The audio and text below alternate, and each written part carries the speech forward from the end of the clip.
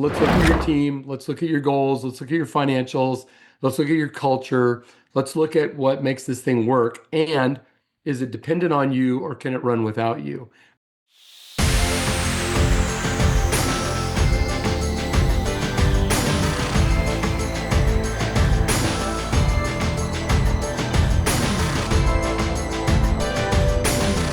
Here's your host, Cruz Gamboa, and today I have with me Aaron Scott Young. I met Aaron through several people, but he's also part of the Board of Advisors Mastermind, and I think he's just such an interesting person and has a tremendous amount of experience, and I just wanted to welcome you to the show, Aaron.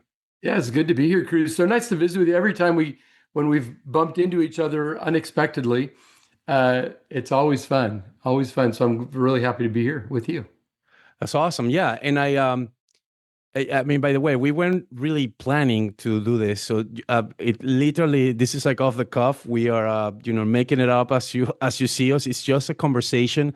But I figure that every time you and I connect, we always have the most interesting conversations, Aaron. So I figure we might as well record it and leave it out there for posterity. What do you think about that? Let's do it. Let's do it. And we've been down a couple of interesting rabbit holes so far.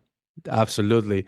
So, Aaron, can you just basically just for the audience, can you tell us a little bit about like what you do and just tell us about yourself?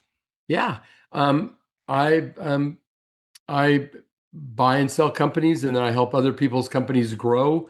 I'm not a consultant. I don't have like a matrix, but I have learned things over a 43-year career where I've been making a payroll. I've had W-2 employees for all these years, several public companies, companies in other countries.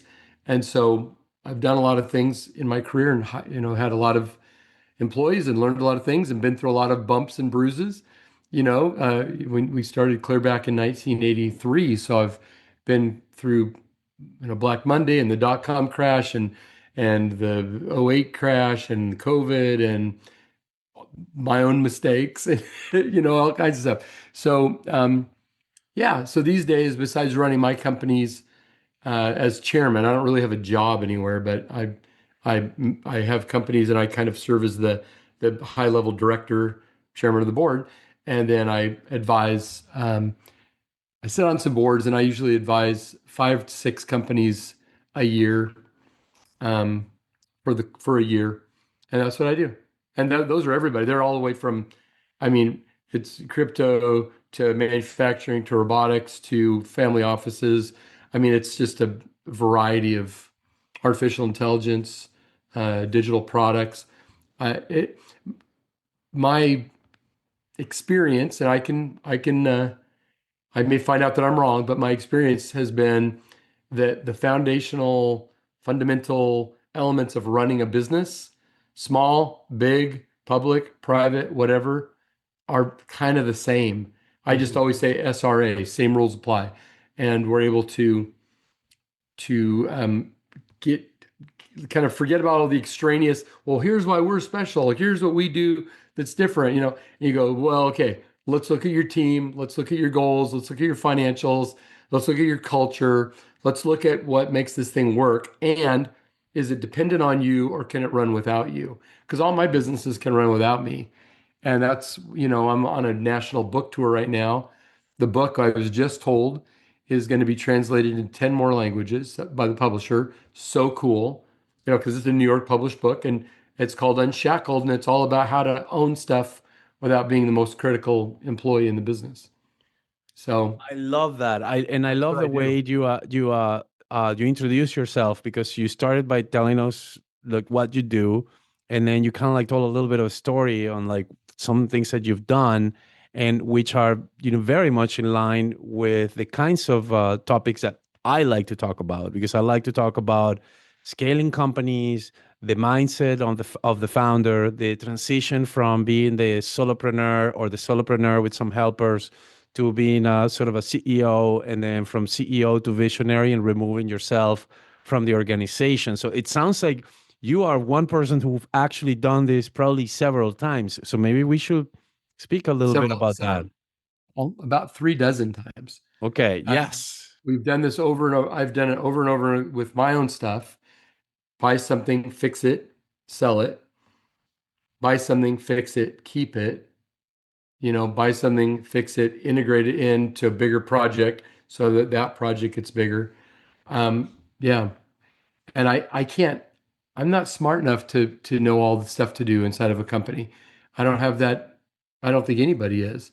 Matter of fact, one of the modules, the second module in the class, and it's in the book as well, um, uh, is basically what are you great at and what do you suck at?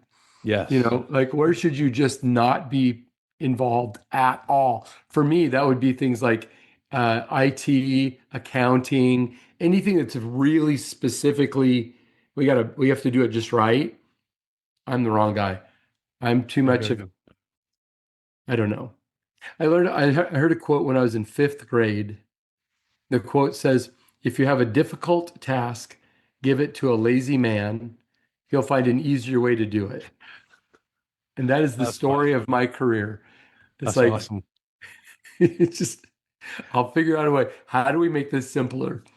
So that's my whole life right there. But let's I want to go back and just kind of like dissect sort of that moment from where you are running a company, you go basically make your first million, for example. Maybe you get to 2 or 3 million, you're still in the delivery, you're still in the company. No, Just talk to me about like when does that transition needs to happen so at the you remove beginning, yourself. at the Okay. beginning, All right, let's go there. Stephen Covey, right? Begin with the end in mind. Hmm. So let me just tell you. So my first company when I was 19 was a recycling business. We picked up old, stinky, musty newspapers out of people's garages and basements, right? And we'd go by once a month. The garbage companies weren't doing it. It's not like it is now. We were the first recycling business in Portland, Oregon, 1983. So when we started, we were going around, we didn't have any money. So we took an 8.5 by 11 sheet of paper and made up a little newsletter and printed it sideways so we could get 3 flyers on an 8.5 by 11 sheet of paper. That's funny. And and on that flyer, there was a little note, here's who we are and what we're doing. Then in the middle was the calendar section. Monday, Tuesday, Wednesday, Thursday, Friday, January through December, 1 through 31 numbers. So we could say we'll be back on April 15th, which is a Thursday, right? And at the bottom, it said we added later, we could do some other things like pick up, we could haul stuff to the dump or we can clean your gutters or whatever. We were hungry, needing to make money. That ended up being 2 trucks. Okay, so we had a flyer. That was our marketing. And we would canvass the neighborhood the day before we were going to come through. And then we eventually built routes. Well, to have a route, you had to have a route book. So we took paper, put some lines on it, stapled it together, and we could write the address, yes or no. Do we pick up from yes or no? Where are they? Right? Oh, that you can make a mark. This person's moved. You go back and talk. So this became our CRM, right? Our client retention management was in this little book that we walked around with in our back pockets, right? To know the addresses and where to go and what to do. Because we ended up with about 5,000 homes we picked up from. And so we got that stuff organized and we got the clients and we got into a rhythm. And then I went on a church mission for a couple years. Well, we had the marketing, we had the CRM, right? The route book. Uh, we had the trucks. We knew the deal. Somebody else filled my seat to go pick up stuff. But the whole time I was gone, I still would get paid. I got a part because I own the business. So I got paid every day while people worked, even though I was nowhere near, I couldn't have a phone call with them. There was no email yet, you know? So if you build something, you build it around systems that just work and everybody understands the deal, it can operate without you, right? It'll just operate. From And inception. That's what you're saying, because I think that's the part that needs to be like clarified. Like from the beginning, from the beginning. yeah, here's what we're going to do. Here's how we do it. Here's exactly how it works. And it was very, very simple company, right? The next company was cellular phones. 1986. I got into cell early ended up with multiple locations, had all these people all over the place. Well, how do you manage people in multiple locations who are out driving around making live sales calls back in those days? Because a phone was $3,000 back then, you know? So you have to build systems where you know what you're measuring.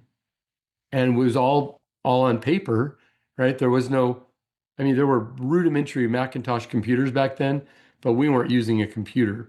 We had still electric typewriters and NCR forms and all that stuff. So, but you have to build the system. Then I got recruited. I've had one job in my life. I got recruited to be vice president of sales for a company that had about 350 offices around the world. And a year after I went in as VP of sales, we went public on NASDAQ. So now we had all this, kind of requirements to the shareholders, and so on. So if I'm going to have 350 offices that I'm in charge of sales for, I have to have systems. Well, it was basically the same systems as the recycling business and the cell phone business. It was just bigger now. Then I had companies that I owned in multiple countries. Now they're far away from me, and it was before Zoom, right? So you have to build reporting systems and trust but verify accounting. So when you've got money sitting in some other country halfway across the world, you know what's going on. And so that's just what I've done. And once you learn it, you just start doing it all the time. And then people come to you and say, "Can you help me?" I say, "I'll take a chunk of your company because we're going to grow it." And so now about 3 dozen times we've done this. And I've got 5 companies I'm helping right now where they pay me as an advisor and give me a percentage of ownership to help them accomplish this, plus the companies I own. So yeah, you do it from the beginning. And if you haven't done it from the beginning, as soon as you learn about it, you start doing it. So And what? by So the what? way, Yeah. yeah, you can pay me $25,000 a day, or you can join a class for $7,500. And once you're in the group, you're always in it. So I have people from 8 years that still show up on classes, right? Because they get more sophisticated, they have more challenging questions. Or you can buy a $20 book you can't talk to me, but you can get it all. It's in the book, because the goal is to get more people following systems that work so they can have greater level of success. It doesn't really matter if I financially participate in that. What matters is that we pass on the things that we've learned so other people can avoid some of the mistakes. I love that. So in your opinion, Aaron, so what is the number one reason why some entrepreneurs just stay stuck and they become, I would say, basically employees of their own company? Well, first of all, most business owners are what are, most, by best definition, they are self-employed. They don't own something that works for them.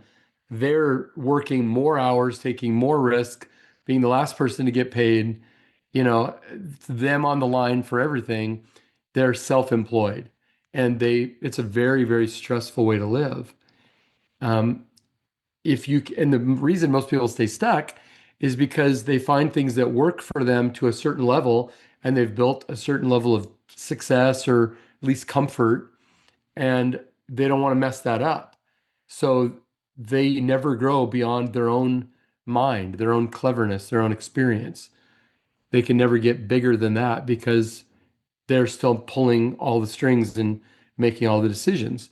If you begin to surround yourself with people who are smarter than you on their specific topic, smarter at you at accounting, smarter at you than marketing, smarter in operations, smarter in whatever, well, then I can do what I'm good at, which is be the visionary, see where we're going, keep everybody on task, and they will just do. I love the expression, surround yourself with people who play at the things you work at. Mm, hmm. Surround yourself with people who just go, "Oh, here's how you do it." Yeah, Or you're going, easy. "What do I do?" And they're like, "Oh, you just push that red button right there and it's done." And you're like, "I never knew that." Well, it's because you didn't know to push the button. Once, if you surround yourself with people who know what to do, you move the whole machine quicker. 1,000%. You actually like make me think of something as you were speaking. there's something that is happening with a lot of the founders that I speak to. Some of them are my clients, some of them are people that I'm sort of like maybe prospecting, Sure. and sometimes they don't really get difference between, for example, just having a bookkeeper or an accountant or a CFO, and they believe that now because they have Claude Code or Claude or Chat GPT for that matter, or Gemini or whatever their next AI is, that they can actually do it themselves. And I've been asked, like, why would I need a CFO if I have Claude? You know? And I was just like, it took me like 30 seconds to actually like digest and or like lose it. And ultimately what I said is something to the effect of like, you can artificial intelligence in general is going to augment your knowledge. So if you're dumb, your artificial intelligence is just going to give you dumb answers. If you are very smart, it's going to give you smarter answers. And also, if you have a team of 8 or 10 people, it is best for you not to be the only one doing AI, but just get everybody in your organization to also incorporate AI. Because even if they don't do it as well as you do, there's a multiplier effect that happens. That, let's say, for example, if you could do the work with AI of 10 people, but if you have like 6 people that can do the work of like 4 people, let's say, that's already like what? Let's just do the numbers. Yeah. Yeah. Yeah, that's like 24 people. So that's more than you could do it on that if you were just doing it on your own, right? So the job has to be, instead of like you trying to do the work of 10 people, is to get your 6 or 8 employees that you have today and get them to produce at the level of at least 5 or 6 more people.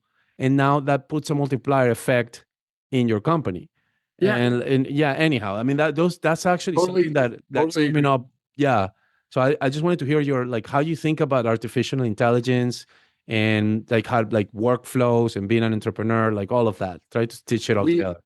um, I was just interviewed earlier today on a pretty big podcast that deals with technology. And I thought, why do they want to talk to me when I'm not a tech guy? We use it, but I'm not the expert.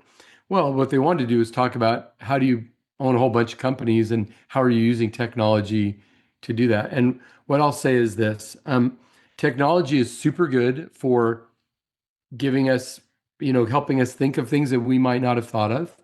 It's really good for doing certain kinds of work.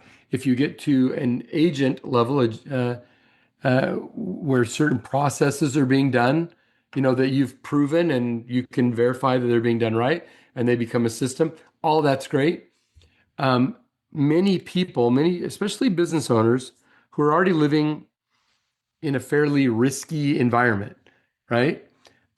My experience is they want to know you have the tech. They also want to be able to get somebody on the phone and they have somebody talk to them. And then once they get a comfort level, then they'll use the tech more often.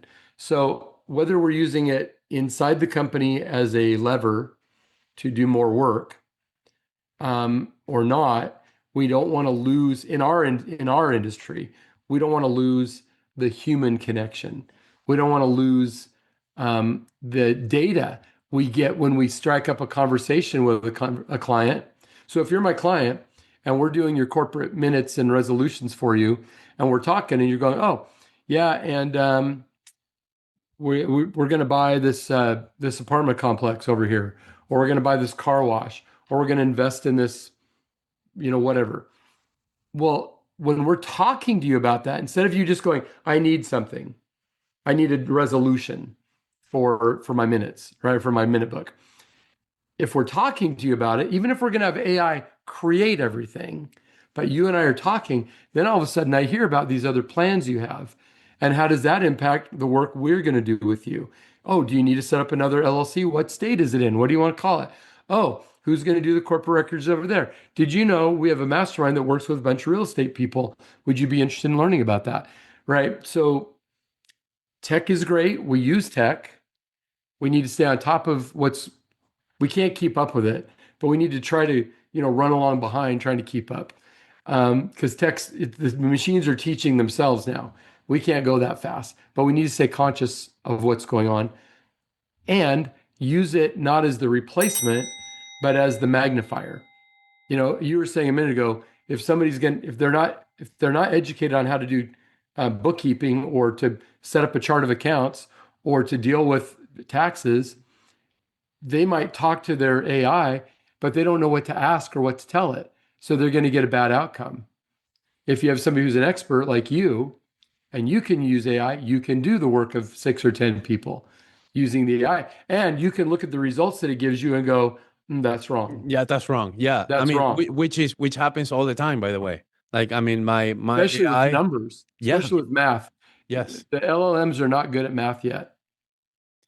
absolutely. So yeah, so totally aligned with you on that. So, um, if there was one thing that you will say that would separate a great entrepreneur from just an average entrepreneur, what do you think that is?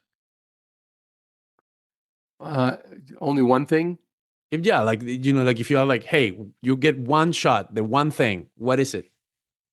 You want to be curious.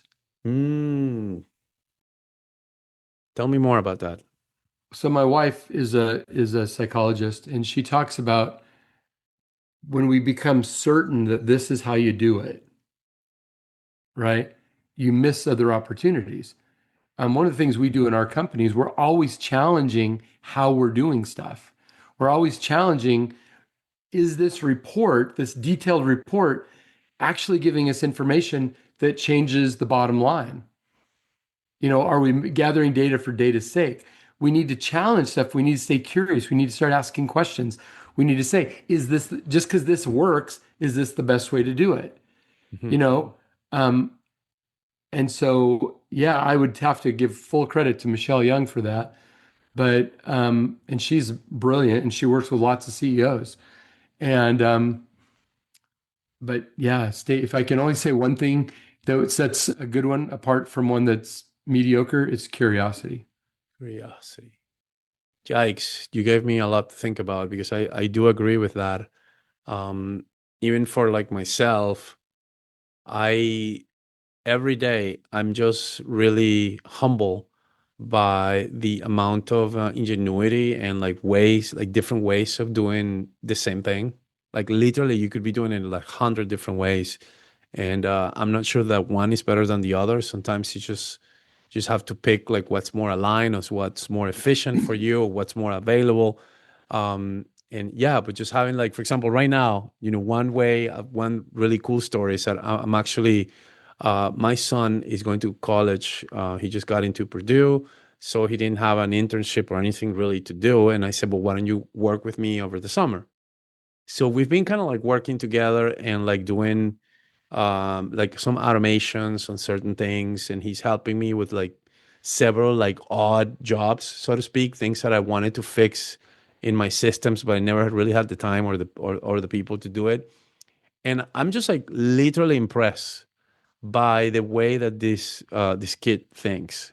He is so smart, not because he's my son, but like he is just so curious. He has a way of like looking at a process and asking like really powerful questions.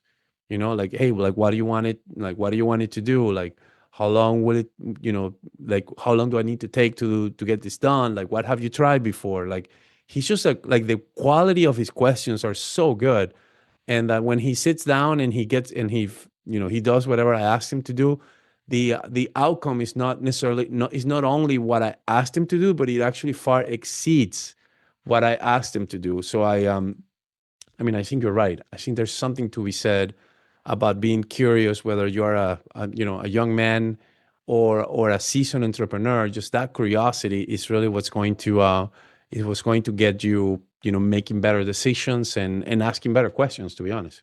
Yeah, I mean, with the way that technology is exploding, um, to say, well, I don't want to do that. I'm not going to use that. That's not how we've ever done it. We've been fine. We're not going to do it. Well, you're probably missing out on opportunity.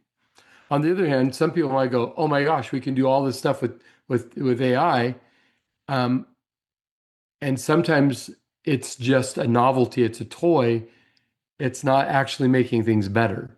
but you're spending a lot of time messing with it. So yeah, we want to always be uh, challenging ourselves, staying curious, inspecting our expectations, and and always working towards a specific outcome that's clearly defined. This is success.